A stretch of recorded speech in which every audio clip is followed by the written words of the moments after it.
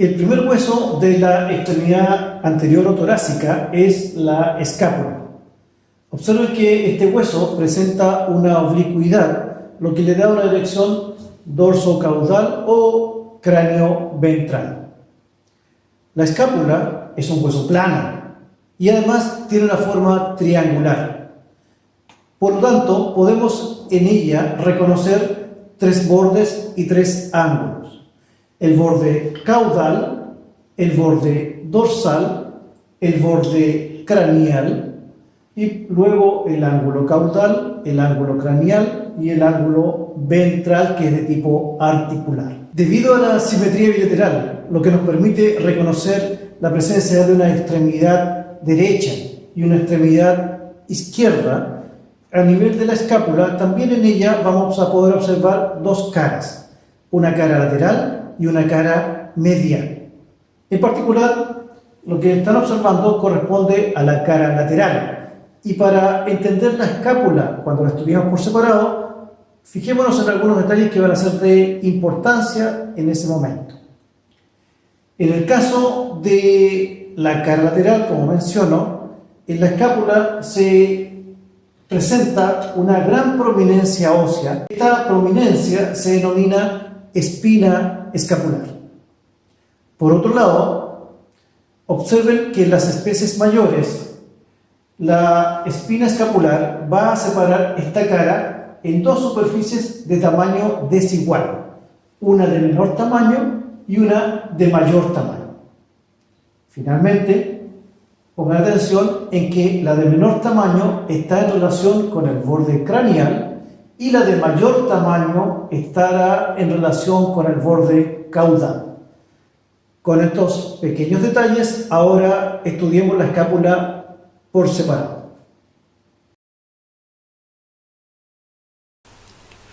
Lo que observan es la cara lateral de la escápula de caballo. Recordemos algunos detalles. Su forma triangular, lo que nos permite reconocer el borde caudal, el borde dorsal y el borde craneal, más el ángulo ventral, el ángulo caudal y el ángulo craneal. La forma triangular es resultado de que el borde caudal tiende a converger con el borde craneal en esta zona más angosta de la escápula, que se denomina cuello escapular. También observen cómo el borde craneal sufre un pequeño cambio de dirección a nivel del cuello de la escápula, que se reconoce como la incisura escapular. ¿Por qué sabemos que es la cara lateral? Por la presencia de la espina escapular, que comienza en el borde dorsal y termina suavemente a nivel del cuello de la escápula. Esta espina escapular se caracteriza adicionalmente porque en su zona central presenta un engrosamiento llamado tuberosidad de la espina. En el caso de los animales mayores, la espina escapular separa la cara lateral en dos superficies de tamaño desigual. Una que está en relación con el borde craneal, llamada fosa supraespinosa, y otra que está en relación con el borde caudal, llamada fosa infraespinosa. En la medida que nos aproximamos hacia el ángulo ventral, observen cómo este borde craneal se engruesa, formando esta protuberancia denominada tubérculo supraglenoidal. La razón de ese nombre es como consecuencia de que el ángulo ventral es de tipo articular, y si observamos este ángulo, pueden reconocer en él una cavidad llamada cavidad glenoidal. Si cambiamos de cara a la escápula de caballo, entonces nos encontramos con la cara medial. Esta cara medial es mucho más sencilla que la cara lateral porque su superficie no presenta prominencias que separen esta cara en diferentes zonas. Sin embargo, es importante reconocer algunos detalles. Primero, en relación a los ángulos, se observan superficies de forma triangular que corresponden a las caras serratas, destinadas a la inserción de los músculos serratos. En la zona central de esta cara nos encontramos con, voy a girar un poco la escápula, con una fosa. Ustedes pueden ver aquí la concavidad de esta fosa que corresponde a la fosa subescapular. Si descendemos hasta la zona del ángulo ventral, observen cómo nuevamente reconocemos en ella la presencia del tubérculo supraglenoidal, pero por la cara medial podemos observar una pequeña saliente o proyección que hay en este tubérculo y que se denomina, vamos a girarlo para que se observe con mayor detalle, y que se denomina proceso coracoideo o proceso coracoide. Se lo voy a girar para que se observe con detalle.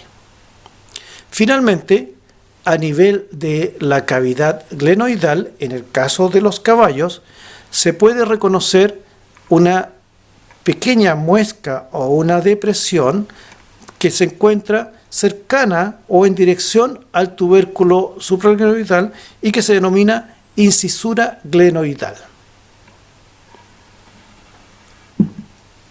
Con eso hemos observado la escápula de caballo.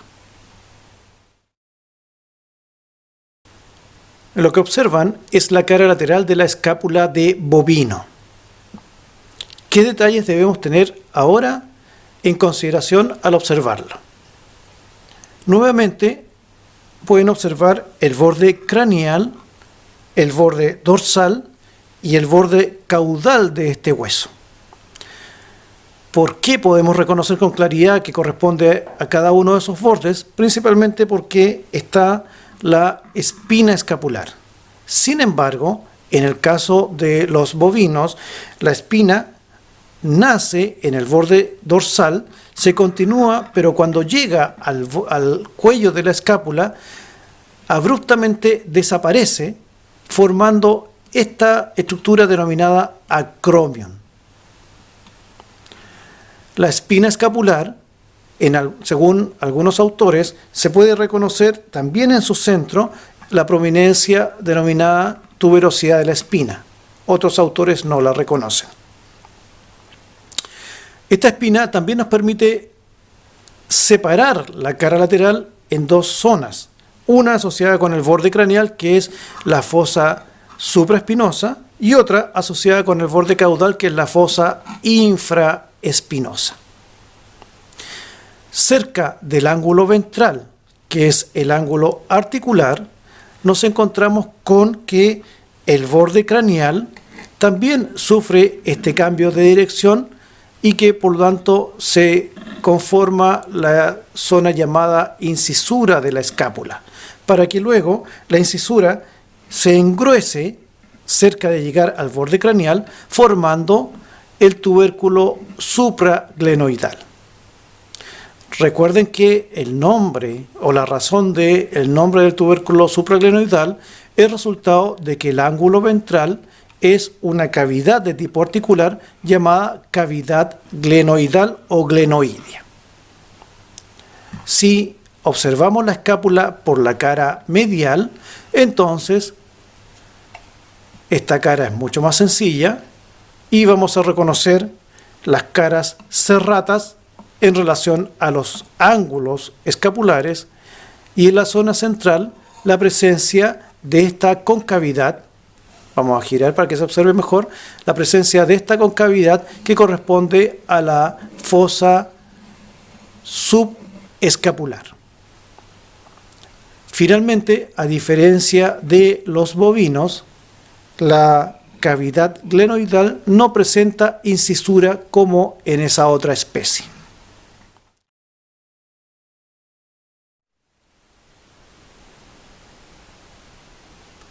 Lo que están observando corresponde a una escápula de perro. En las especies menores, la escápula presenta algunas diferencias con respecto a lo observado en caballos y bovinos. Primero, la espina escapular Aunque igual separa a la cara lateral, ahora no lo hace en dos zonas de diferente tamaño. Ustedes pueden observar que son bastante similares ambas superficies que nacen como resultado de la presencia de la espina. Por lo tanto, ¿cómo podemos reconocer cuál es cuál? Principalmente porque el borde caudal de la escápula es un borde recto. Luego nos encontramos con el borde dorsal y finalmente el borde craneal. Observen cómo el borde craneal es convexo, es muy marcada su convexidad y finalmente cuando se acerca a la zona del cuello escapular presenta la incisura escapular. Como resultado de ello, entonces ahora la espina escapular me separa a la cara lateral en dos superficies llamadas la fosa supraespinosa, que está en relación con el borde craneal, y la fosa infraespinosa, que está en relación con el borde caudal. Como siempre, el borde caudal y el borde craneal tienden a converger hacia la zona donde es más angosta la escápula y que corresponde al cuello escapular. Con respecto a la espina, nace en el borde dorsal y se proyecta por la superficie, por la cara lateral, hasta la zona del cuello. Y en esta región la espina termina en el acromion. Sin embargo, en las especies menores, el acromion, voy a cambiar de ángulo la escápula, el acromion tiene una proyección ventral que corresponde al proceso amatus. Al ser triangular, también la escápula tiene un ángulo caudal, un ángulo craneal y, como siempre, el ángulo ventral, que es de tipo articular. Sin embargo, antes de observarlo, observen cómo el borde craneal, luego de la incisura escapular, también se engruesa formando el tubérculo supraglenoidal, que recordamos que su nombre se debe a que está en relación con el ángulo ventral que corresponde a la cavidad glenoidal o cavidad glenoidea. En las especies menores también se reconoce que el borde caudal, luego de pasar el cuello y acercarse a la cavidad glenoidal, presenta un engrosamiento denominado tubérculo infraglenoidal. Si giramos la preparación y la observamos por la cara medial, entonces, como siempre, resulta más fácil observar esta cara y diferenciar sus estructuras debido a la simpleza de ella. Y por lo tanto, cerca de los ángulos, las superficies planas que corresponden a las zonas de inserción para los músculos serratos, que corresponden a las caras serratas. Mientras que en el centro del hueso esta concavidad que corresponde a la fosa subescapular.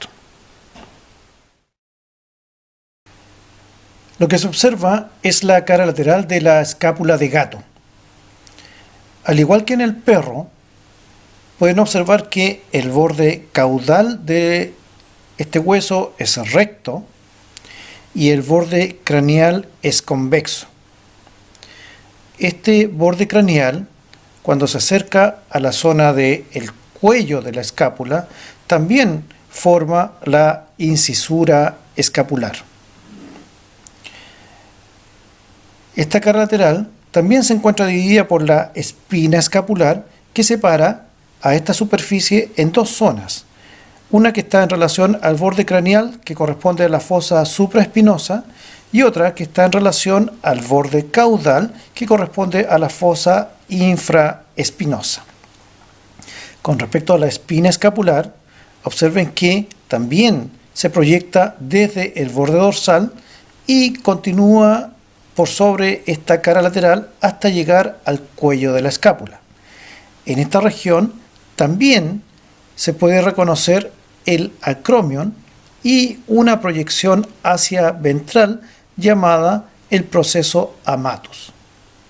Sin embargo, en los gatos, a diferencia de los perros, también a nivel de la espina existe una proyección dirigida hacia caudal, y lo sabemos porque este es el borde caudal que era recto y que se encuentra sobre el acromion o dorsal al acromion. Y esta proyección se denomina proceso supraamatus. Con respecto a lo que ocurre en el borde ventral, no hay diferencias que mencionar porque también está la cavidad glenoidea como el ángulo de tipo articular de este hueso, y si giramos este hueso y si lo vemos por la cara medial, entonces también en él vamos a reconocer la presencia de las caras serratas, la región central, que es la fosa subescapular, y hacia la región del ángulo, la presencia de el tubérculo supraglenoidal.